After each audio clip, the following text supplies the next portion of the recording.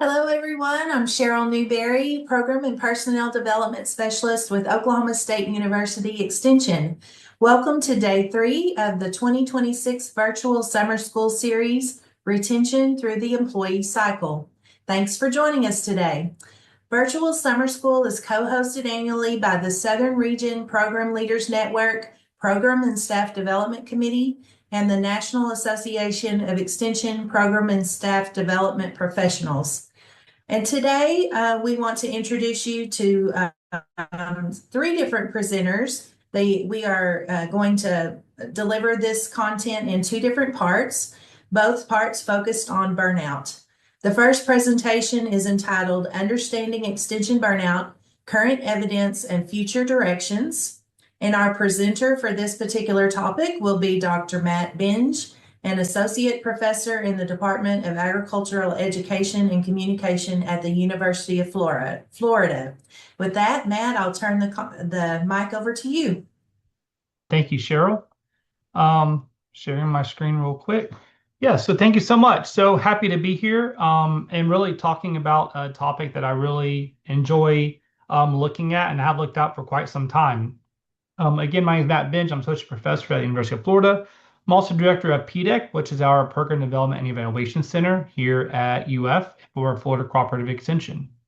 But first, a little bit about me, so you kind of know my background, where I come from, and my path to extension, and how I ended up talking about burnout.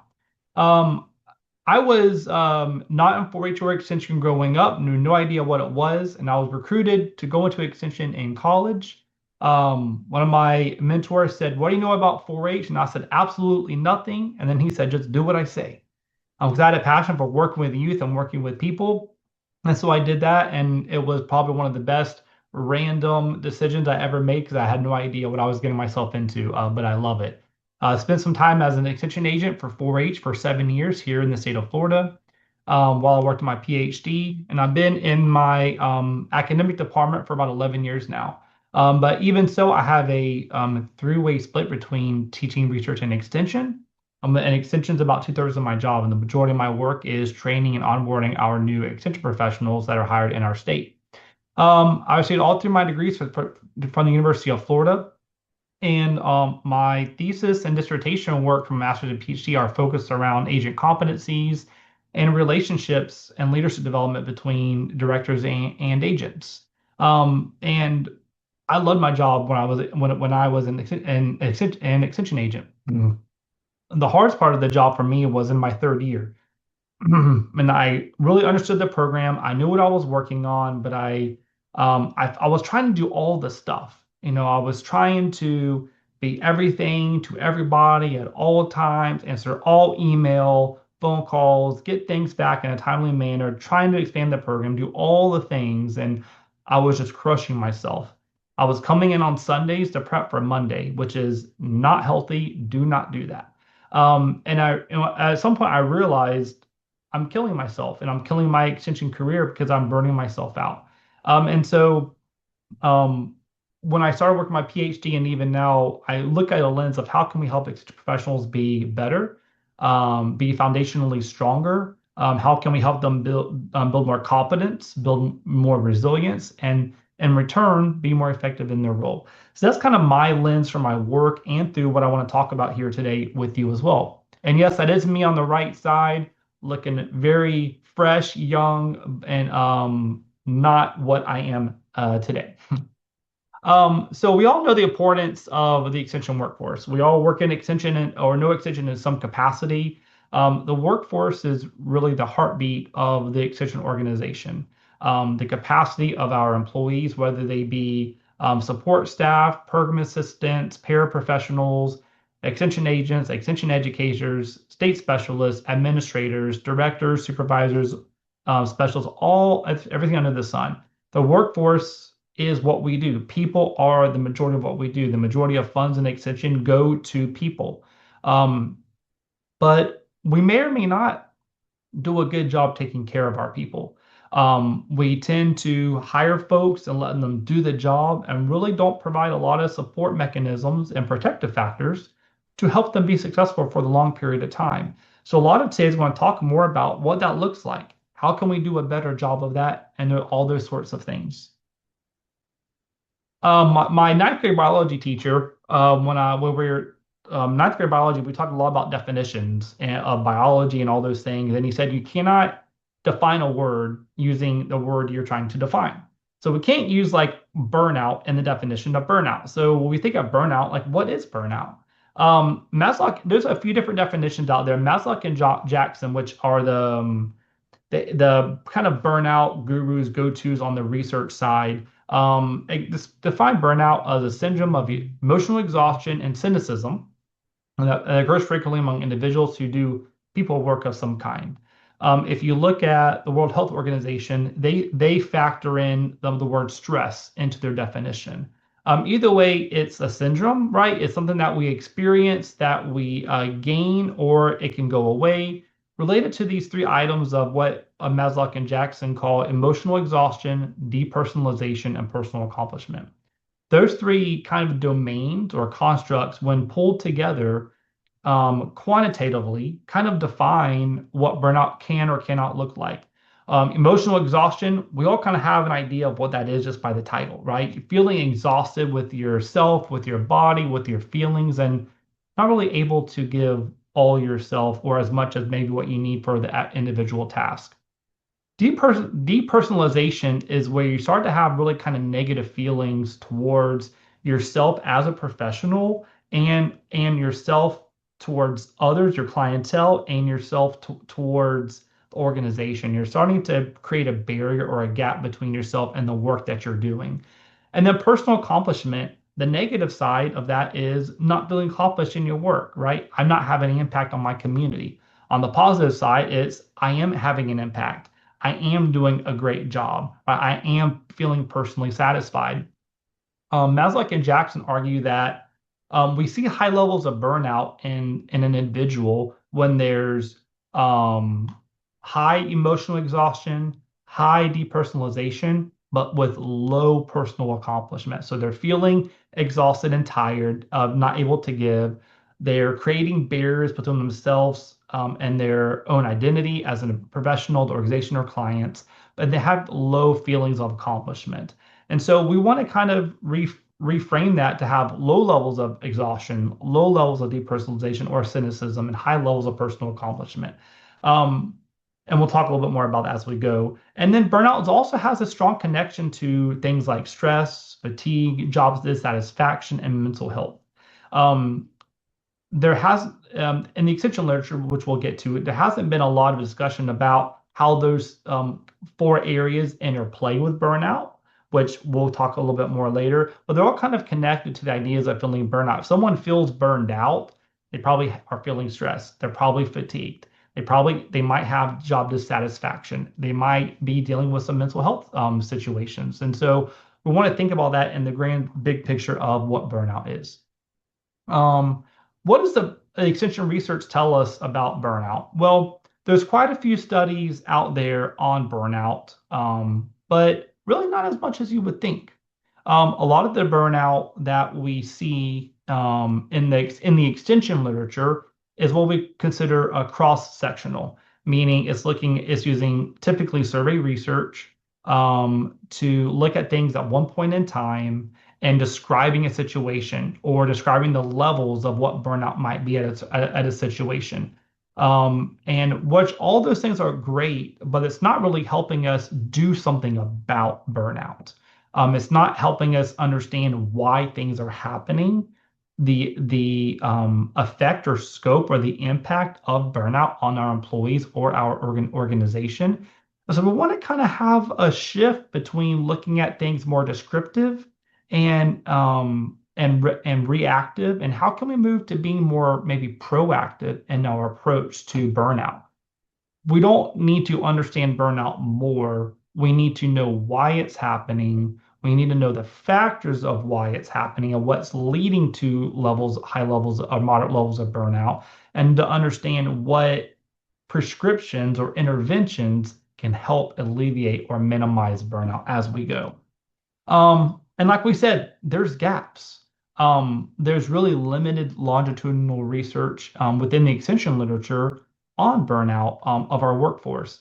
A couple years ago, myself, Amy Harner, and Lindell Narayan conducted a study where we followed new Florida extension agents throughout their first year on the job. So they completed a quantitative survey every month for their first 12 months on the job. But that's the only study that's longitudinally based, that's not cross-sectional. And when I was looking through the literature, I was like, how can this be the only study? How can this be innovation? So we really want to think about that's a gap, is how can we address those things in a different way? There's another gap of understudied populations.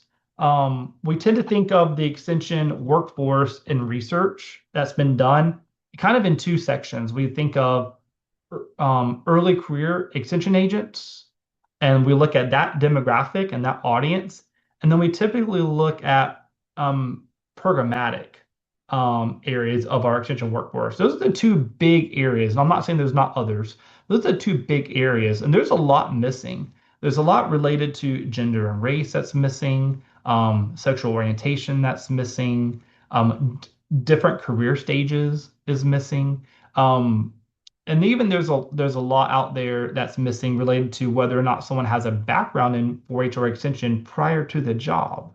Even thinking about going back, I have to kind of relive some of those memories because it's such a long time ago now. But when I take a look back at what I kind of remember experiencing, not having an extension or 4-H background when starting in the job, I had a major learning curve because I did not know the lingo, the language, the culture. I had to learn those things on the job. So by the time all that's affecting me, stress and fatigue can kind of build really fast. And so I think there's an area where that's really a possible gap.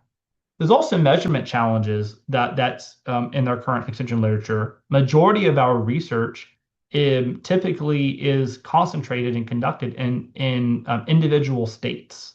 We do not see a lot of multi-state, multi-region collaboration on research.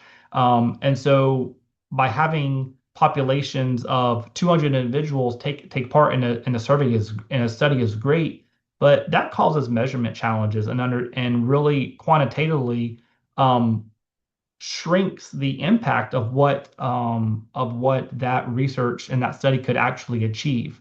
And then we used that word prescription or intervention earlier. There's a lack of intervention research. There's really not much out there. There's really in the extension literature on the social side, there really is not anything related to quasi-experimental or experimental research related to interventions that can help extension professionals alleviate or minimize their own burnout or organizational burnout. When we think of gaps, though we have some good stuff out there, we have a good bit of ways to go. So what does all that mean? We know that burnout exists, right? I think you even think in your own jobs, in your own work life, personal life, burnout, it can exist and it can happen fast. We know many of the factors that can contribute towards it, but we don't really know what can reduce it. The organizational leadership and the business leadership is a generation or two ahead of extension on this area of burnout and workplace well-being and organizational development. We really need to find ways to help to utilize those types of areas to help understand what can reduce these burdens and challenges to alleviate things like burnout. So when I think of what's out there currently in the extension literature, and also compared to what's out there outside of extension literature, I kind of have 4 priority areas where I think future research, future directions related to burnout and the extension workforce can come into play. The first is this area of workforce development, thinking of onboarding, and then this idea of role clarity. I'm doing which we'll come back to, but role clarity, understanding one's role or roles are really hard. In extension, we always say we wear multiple hats, right? How many hats do you wear at any one time? That I feel like I just set somebody up for failure, knowing they have so many hats and not understanding how those hats really interchange and how they work together can cause problems in hard situations. Looking at mentoring systems, a lot of our states have mentoring systems, in Florida, I coordinate our Florida Extension Mentor System. Am I using that to the fullest ability that I can? Am I conducting research to understand the impact or what protective factors look like, are areas of improvement? Looking at career pathways and the impact of career pathways on burnout is an area where we need some attention. And then I have a big push for this idea of professional identity development. I'm doing some research right now on identity development, and it looks at how fast can an extension employee actually themselves determine when they are become an extension professional, right? It took me a couple of years to really realize, oh yeah, I am an extension professional. This is what I am. This is what I do. My hypothesis is that the faster we can get our employees to identify as an actual professional and not just a new agent, can have lasting impacts on their own self-confidence, their resilience and well-being, and streamline faster pace to effectiveness without having that high levels of burnout. So if you have an interest in identity development, give me a call, shoot me an email, because it's an area that I'm really ramping up and I'm passionate about.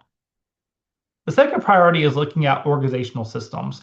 But priority one is looking at more individual in nature. Priority two is more organizational in nature. So looking at organizational supports and factors that can contribute towards extension employee burnout and possible retention. So supportive supervision is critically important. My entire doctoral research was on looking at the relationship between our county directors here in Florida and their agents that they work with.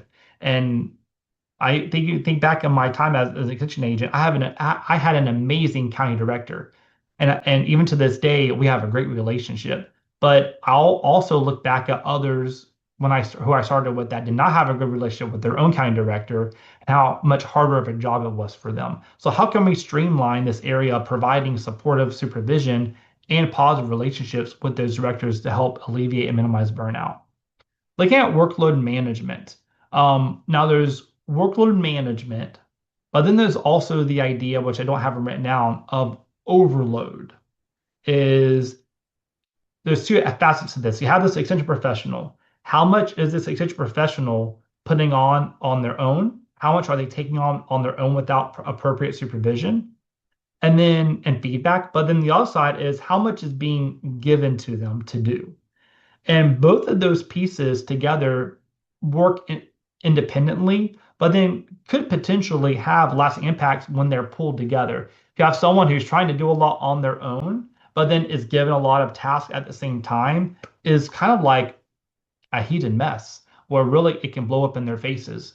We tend to see that a lot with type A personalities, those who really like to go above and beyond. They're given a lot, but then they take on a lot as well, and then they don't know how to mediate the two together.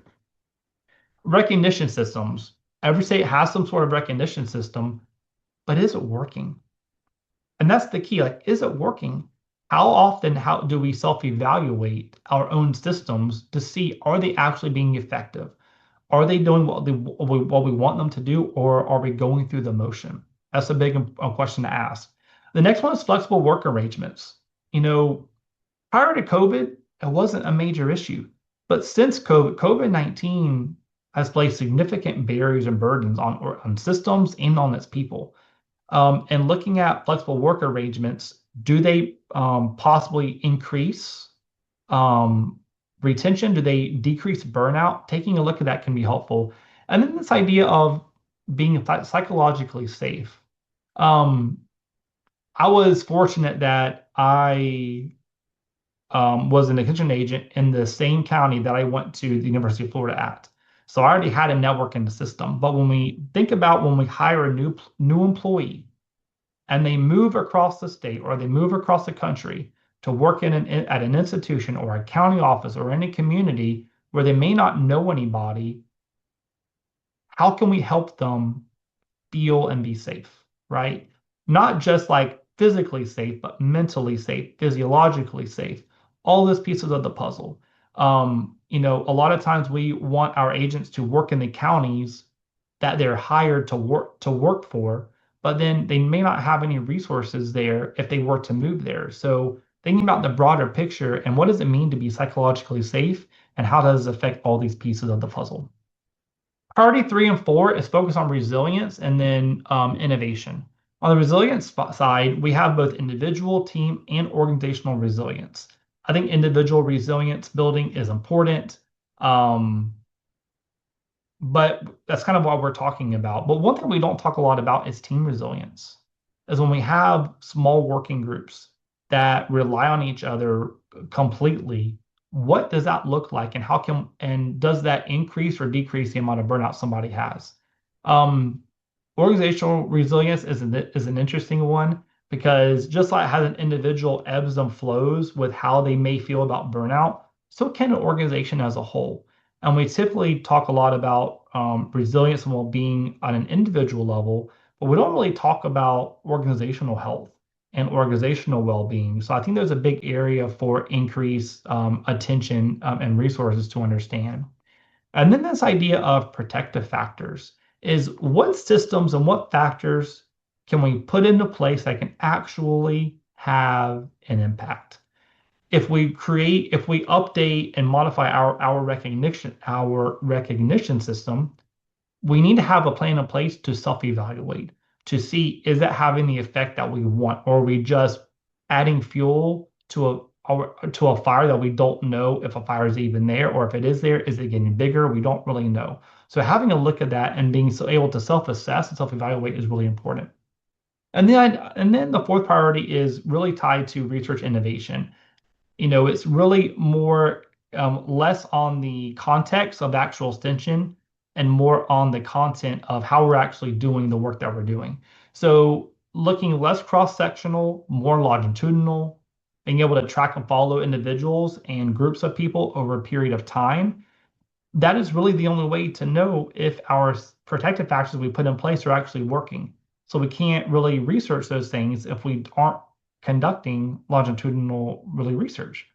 Looking at mixed methods and experimental research. We're going to, we don't do really an extension on our people. We don't do any quasi-experimental or experimental research. It's a big area where we're lacking on our side. And then I've always said before, looking at cross-state, cross-national collaborations to really increase our sample and population sizes in order to know if these implementations and interventions are actually affecting the work, our people in a positive way. And then my last slide to leave you with is a priority takeaway. After all this said and done, everything that I've talked about, what can we kind of pull away beyond those 4 priorities? Really, the first is that our extension literature is on burnout is 1 or 2 generations behind. We really need to amp this area up in order to catch up to the rest of the areas of business development, organizational development, all those pieces. And we really need to focus on those 4 areas, looking at longitudinal research and research innovation, intervention effectiveness, resilience, well-being, and then really thinking at workforce strategies to help mitigate and minimize the burnout or the potential for burnout in our systems. So with that said, thank you so much for jumping in. And after the next session goes, I'll be happy to answer questions on anything that you'll have. So thank you very much. Thank you, Matt. That's great information that you have shared, and I can see lots of opportunity for those that love to do research to jump in on some of those initiatives that you've mentioned. So thank you for sharing that with us. Our second presentation today is entitled Beyond Burnout, Tools to Thrive, and I'm thrilled to be able to introduce my colleagues from across the street here at Oklahoma State University, Dr. Carrie Baker and Dr. Lauren Klein. Dr. Baker is an assistant professor of agriculture communications, and Dr. Klein is an assistant professor in agriculture leadership with teaching and extension roles. And I have the opportunity to get to work with Dr. Klein on a number of different areas related to employee training and staff development. And so with that, I would like to turn the floor over to them. Thank you guys for presenting, and welcome to Virtual Summer School. Perfect. Thank you so much, Cheryl, for having us. And Carrie and I are excited to share with y'all kind of a condensed version of a workshop that we did here at Oklahoma State back at our biennial conference. And we were asked to address the issue of burnout within Extension. And so we feel like this is a good segue from what Matt just shared with what's been in the research and what's in the literature to then maybe some practical tools that might spark some ways you could address burnout yourself or provide to some of your colleagues who are experiencing burnout themselves in Extension. So I start off showing this picture, not because I want y'all to see my lovely kids. I do love them very much, but because the first time I ever got asked to do a workshop on burnout, I got to thinking, about kind of the social media issue, right? Like these are the pictures that we put out there. This was my profile picture on Facebook at the time when I was asked to do kind of my first workshop on burnout. But how things really felt behind the scenes were a little bit more like this, right? A little bit more chaotic. But we always tend to put our best foot forward, right? Or at least what we want people to perceive. And I know for me, when I have been in my own situations of feeling burnout, had those experiences myself, I have a lot of friends that send me really good quotes or, that a girl kind of inspiration. And I don't know, some of these just didn't always hit right. They didn't always seem to solve the problem. And so no matter what I came across, they weren't really helping me figure out how do I not feel so burned out? Like Matt said, how do I not feel exhausted? How do I stop being so cynical at work? The best investment you can make is in yourself. Okay, that sounds good, but I've got a lot of work to get done, right? We need to do a better job of putting ourselves higher on our own to-do list. Okay, but how, right? Like that's always the question I have. No one on his deathbed ever said, I wish I'd spent more time at the office. True, but my boss still needs me to get this work done, right? Balance is not better time management, but better boundary management. Balance means making choices and enjoying those choices. Okay, but I'm still struggling, right? Like, I'm afraid you'll have to stay late tonight. I want you to attend this talk on work-life balance. Right? The frustration that it's like, okay, all this sounds good in theory, but this is really how things feel more often than not. Well, how can we address burnout when we are experiencing it or when our colleagues are experiencing? Our hope is that after, our presentation here, it's more than just sending each other funny memes and quotes, but that you'll actually have some toolkits to help with that. Yeah, and one of the ways that I think we can start thinking about what burnout looks like is maybe accepting that we have agency in recovering from burnout, identifying it, et cetera. So as Lauren and I were talking about this idea of how do we kind of capture that agency back, one of the things we were seeing in the literature was this idea that we've sort of led ourselves to believe that we just have to accept burnout and we have to accept that it is a reality that we face. And so, Lauren, you can kind of click through those. I won't read them all, but how many of you have ever found yourself saying, "Oh, I'm fine. I love my job. I have to keep working because people depend on me. I just want to be helpful." Or even, one of my favorites, "I'll be fine once this is done. Like this too shall pass. It is just a season that I'm in." Or we keep kicking it down the road, right? Like I just need to get through this insert timeline here, week, month, quarter, year, and then that turns into a lifetime. And we've been working in Extension burnt out for 3+ years, and we're perhaps stuck in a cycle. And so what the literature tells us is that perhaps the realize that we are facing and the danger to our true mental health and well-being is this idea of like denial and deflection, and saying that this is just something I have to put up with. So today we're going to, Lauren, if you want to, yeah, beautiful. We're going to look at some new ways to think about work-life balance. Lauren's going to talk about maybe a reframing of our mind around that, discuss some tools and strategies that we can use to respond and maybe recover from burnout. So we have a handout that'll be, I think, in the chat as a PDF, but we've also put together a Dropbox that has some resources. So you can access that PDF. We'll reference it a couple times throughout the presentation. But also please explore that Dropbox because there's a couple other fun resources in there too. So. Yeah. So I think one of the lies that I was told and, kind of tried to follow for a long time was this idea of work-life balance. I don't think I've gone anywhere in Extension where we haven't talked about, well, what does work-life balance look like? And I feel like the lie I accepted was that there was a way through boundaries and choices and decision making to get it where everything was going to be equal and that everything would sit on the scale just the same. And I would feel like I was contributing as much at work as I was contributing in my life and vice versa.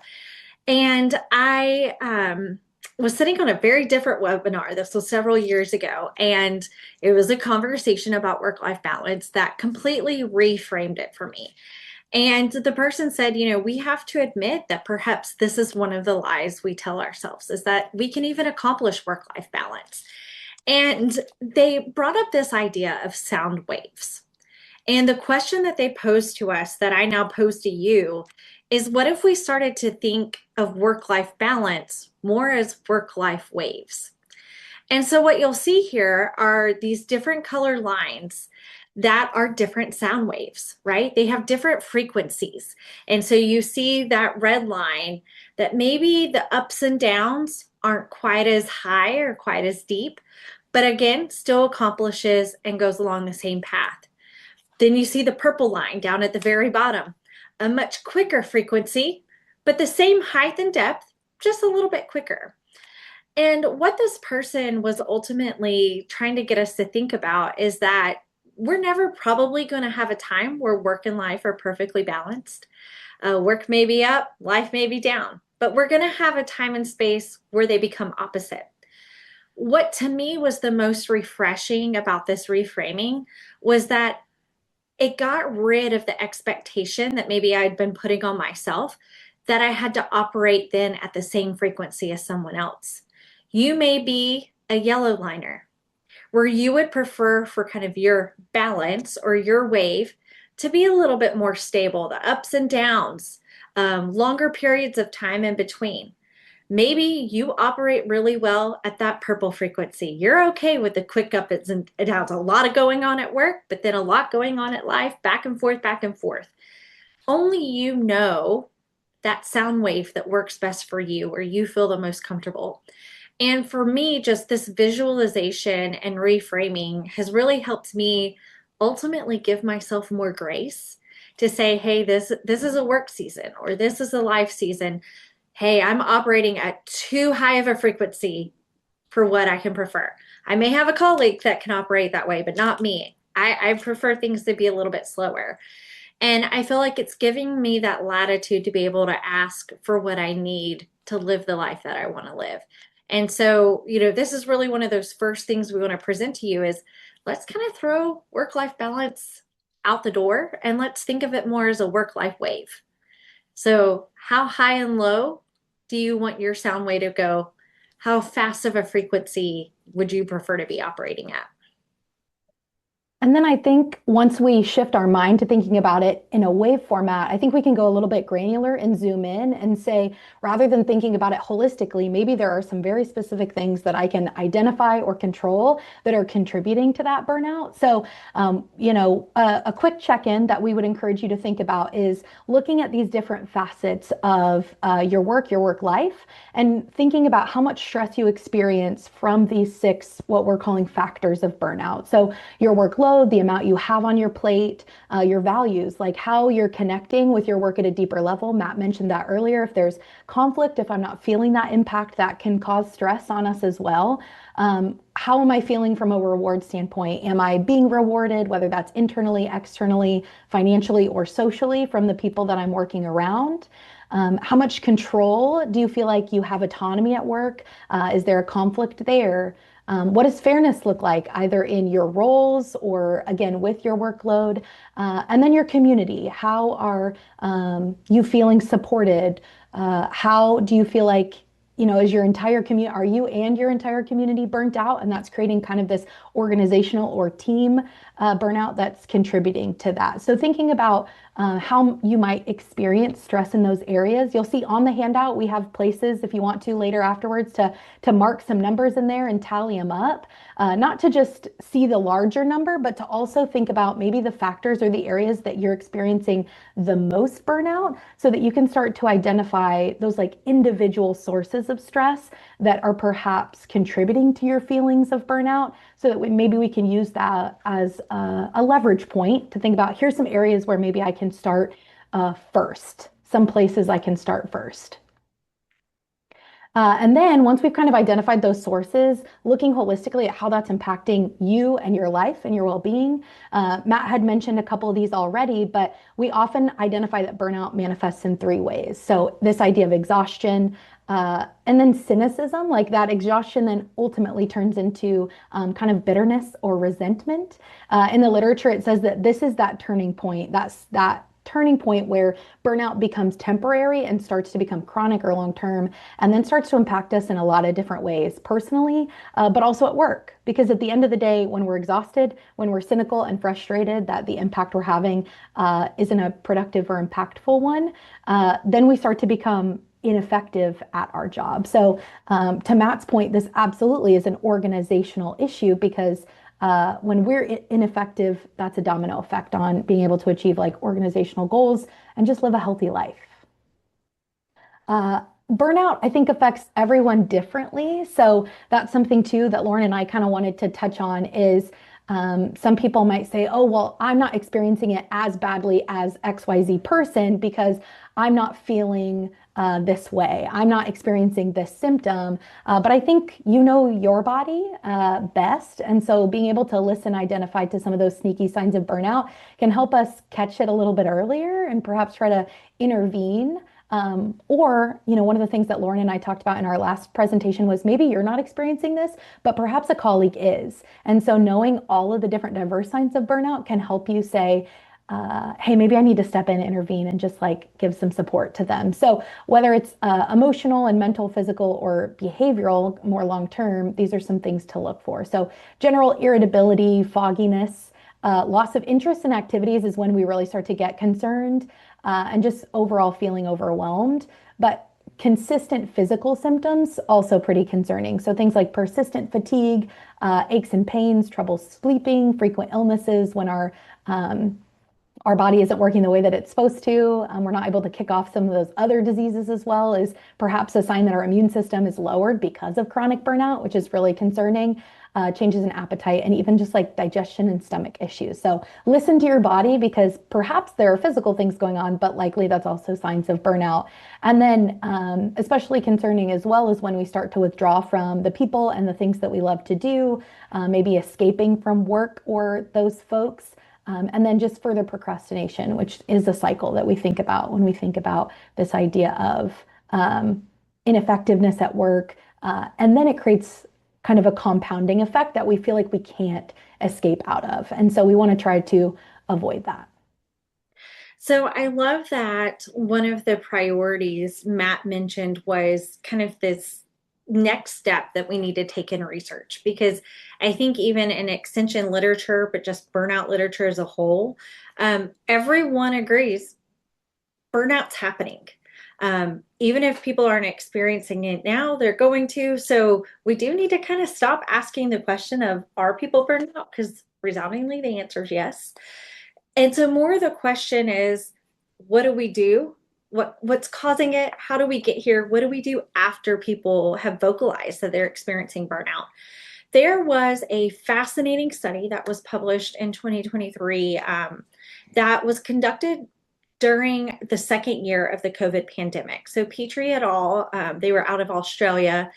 They really utilized their social media platform, a lot of it through LinkedIn, to conduct some surveys about, especially what was being vocalized as burnout during the COVID pandemic, of what was happening to people who faced burnout afterwards.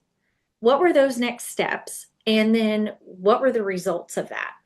And they really found, and I mean, I look back at this research, and as a scientist, I'm jealous because their response rate was huge compared to some of the survey research that we do. Thousands of people from across the globe responded to this survey, and what they found is that for people who have burnout or experience that, they face four potential futures. And so I want to kind of go through what that looks like, because I think this is part of the conversation we can start to have ourselves with our colleagues, an extension of, okay, we see the burnouts happening. What do we want to happen next? Which of these four futures do we want to experience? What they first found in their survey research, as well as with the interview follow-ups that they did, is that some people who experienced burnout found it so harrowing that once it was over, they had a really hard time recovering.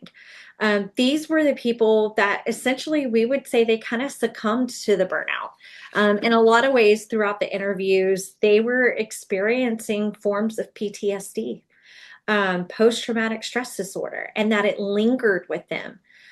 These were our individuals that oftentimes had to make very severe career choices. They succumbed to a lot of health impairments, you name it. And so while that may not be ideal, we have to recognize that if we don't take the steps to overcome the burnout, we're feeling we can succumb to it. That can be one of the potential futures. The next group of individuals, they experienced impairment. So there was still stress. These individuals, what they often talked about in the interviews, those who fell into this category, they recognized that they experienced burnout. They took time off and they recovered somewhat, kind of, sort of. They even admitted that even though they felt a little better, they never really got quite back to where they were before. They had in some ways survived the burnout, but they were still impaired by it. And so you may say that's me, or I know a colleague that's the case, that they took the vacation, but then they came back and they still talked about how tired they were. I might raise two hands on that from time to time, right? Like those things, those lies we tell ourselves that, well, if I just take the vacation, or I just get a break, or maybe this weekend I'll sleep it off. But the real stress never really seems to go away. There's a group of individuals that still fall into that camp. But then we have the third group, and this is our group that did experience recovery. And so I love that Matt talked about resilience and how we need to start looking at how do we help people achieve resilience when they have experienced burnout. A majority of the people who fell into this group actually bounced back to where they were before. And so I like that idea of like, okay, they fell down, but they got back up. They were able to go back to work, resume their own duties in the same manner, with the same mindset. And if you think about that, sure, that sounds good. It sounds like a victory of some kind. They'd gotten knocked over, they'd gotten back to their feet, they were resilient. The struggle here, though, when you really looked deep into their interviews and into the results of this study, is that they hadn't really changed, right? They were still susceptible to the things that had caused them to experience burnout before, because a lot of their internal patterns had not changed. They had not done the work that they needed to essentially try to mitigate experiencing that burnout in the future. So they were okay, but there was probably a highly likely chance that they were going to experience burnout again in the future. This last group, though, it was one of the smaller groups of individuals, but post-burnout, they were thriving. And so I love how the researchers called this a stage of post-traumatic growth. Rather than being stuck in the trauma and in the burnout that they had experienced, they had actually improved as a result of it, and they were thriving. These people weren't just resilient. They didn't just bounce back, they bounced forward. They used the experience, even as awful as it was, to grow. One of the things that they really talked about is that before they came back from that burnout, they really examined what happened to them and why. And so a lot of that post-reflection on how did I get here? What decisions had I been making that led to this sense of burnout that I was feeling? A lot of them talked about how they reached out to coaches and counselors to provide insight on their experience and help them maybe see some blind spots that they couldn't acknowledge themselves. A lot of them did talk about trying new things. And so, whether that was creating boundaries, saying no, prioritizing self, they explored it. And they really started to see, like, is what I'm doing in my day, is it lining up with what I value and what my priorities are? They thought, and I say journaled, not everybody talked about journaling, but they did talk about reflecting a lot on what sort of workplace do I want to be a part of, and what are those decisions I need to be making to create that. Where can I find the resources to be able to do that? I think another important thing to say about this thriving group is that when they came back from burnout, it didn't happen overnight for them. They talk a lot about how it took time and it took experimentation, but that it was worth it. They were no longer the same place, the same person or in the same place that they were when the burnout occurred. And I think what's unique about this group is that, again, stress, especially in the workplace, is a reality. Like, we're not going to be able to avoid it, but they were better prepared. And they talked a lot about that in their interviews. They're like, I know this stressful time is going to come in the future. I know there's going to be things that I can't anticipate, but I'm better prepared. I have better tools now, and I'm going to be able to thrive in those situations. And to me, that's the epitome of having that post-traumatic growth. They were a different person afterwards. And so when I think about someone just telling me, like, hey, you've experienced burnout, you need to take better care of yourself. I'm really a little bit more like that cat. When I hear self-care, I'm like, okay, I'm going to just sit on a couch with a glass of wine and maybe I'll feel better tomorrow. And yes, we do need water and we need some sun. We are like a house plant with more complicated emotions. But we need to surround ourselves with the resources and tools to not just be resilient, but again, to be able to bounce forward, to grow from the experience and change those internal actions and decisions that we make so that we can be better prepared to face the stress in the workplace that we have. So when Lauren and I were talking about like what does that look like, we came across this approach called the 4A's approach. And essentially it means that depending on the stressor, depending on the type of burnout, there's a myriad of choices that we have. There's agency that we have when dealing with stress and burnout at work. And so they propose that it's accept, avoid, alter, or adapt. So accepting things that you cannot change and figuring out how to work around those. You'll see on the handout, there's a couple different examples of like which fall into each category and maybe how you can work through those. But if you don't have agency, how do you share your frustrations with people that do so that maybe they can change those things? Avoiding, trying to figure out how to clarify expectations and eliminate tasks or responsibilities that are unnecessary stressors that are not really your job, for Matt's point of role clarity, that maybe you can perhaps take off your plate. Alter or shift your surroundings to eliminate some of that stress that may exist. So we're constantly in a digital age. Maybe that means we're reducing some of our interruption overloads, turning off our pop-up notifications, or scheduling specific times that we're going to respond to emails, changing our routine, decluttering our space, and then adapt. This is kind of reframing that problem. Or how we interact with the source of stress. So maybe we can't remove it, but let's change how we think about it. So reframing a problem like I don't get enough sleep to I need to figure out ways to improve my sleep quality. Changing how we set clear, reasonable expectations, with I think reasonable being that really specific and important one. Sitting down with a supervisor or someone to say, hey, how can I shift my approach or how I'm thinking about this source of stress? So more resources on the handout on that one for you to think through like specific stressors. But that's just a kind of a quick overview or example there. Well, and I'll give this personal anecdote. When Carrie first shared these 4A's with me, I know that I tend to be a person when I'm experiencing a lot of stress, experience that burnout. I do very much kind of have that victim of, there's nothing I can do about it. And I'm just overwhelmed, what have you.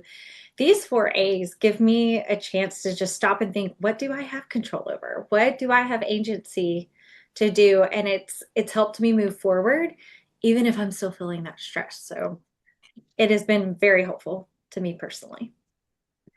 So some things that, we feel like it would be really good for you to think about personally that, unfortunately we don't have time to kind of have a large group discussion on these, but hope that there are questions you'll think through the rest of today, maybe the rest of the week. But what factors do you most experience burnout? So those questions that we asked at the beginning and said, go back and rate, where are you feeling stress and burnout from the most? And how do you currently recover from burnout? If you were to kind of label yourself as one of those four futures, where would you be? And how might developing resilience in the workplace result in a steadier life wave? Are you a person that wants lower frequency and less amplitude? Are you okay with higher frequency? What does that wave look like for you and where do you want it to be? And what changes do you need to make in order to do that and to be able to recover or prevent future burnout? One question that I do think is interesting to answer, and this was something we asked our educators here in Oklahoma back at our biennial conference, was what could your employer do to support you in recovering from or preventing future burnout? The responses we got from that question were astounding, and we took them anonymously, and we did provide them to Extension leadership here in Oklahoma. And it has really it has prompted some really insightful conversations that I'm hoping, again, we can start moving forward to saying, what do we do next? Instead of just describing that burnout exists, how do we actually start tackling it as an organization? And last thing, I know we're getting close on time, but one of the things we've provided you with a lot of resources. So perhaps a simple weekly check-in that you can do with yourself is to look at these categories of your energy, stress, your joy, and the feeling of overwhelm that you have. Give those a rating. And if your stress and your overwhelm are greater than your energy and your joy for about 2 to 3 weeks back to back, it's probably time to make some changes. And so on that handout that we have, there's a couple resources about some really practical personal tips that I have used that have worked really well for me, that Lauren has used, that are just really productive ways to figure out how to prevent burnout. So even things like, setting a done for the day ritual, identifying the 3 most important tasks for the day and saying, hey, if I get these done, then I'm on track and I'm doing okay. So lots of things, and we'd love to hear some of your thoughts on strategies that have worked for you, but you can see more of that on the handout. So thank y'all so much for the opportunity to share these resources with y'all. And again, glad to be a part of trying to tackle this in Extension because we matter, right? Our educators matter, and we want this to be a fulfilling career that brings all of us joy. So thank you. We are appreciative of you joining us today, and thank you to all of our speakers for attending, for our speakers and to all of you for attending today. We'd appreciate your feedback today through our short little evaluation. Hope you have a great day, stay cool, and we'll hope to see you tomorrow.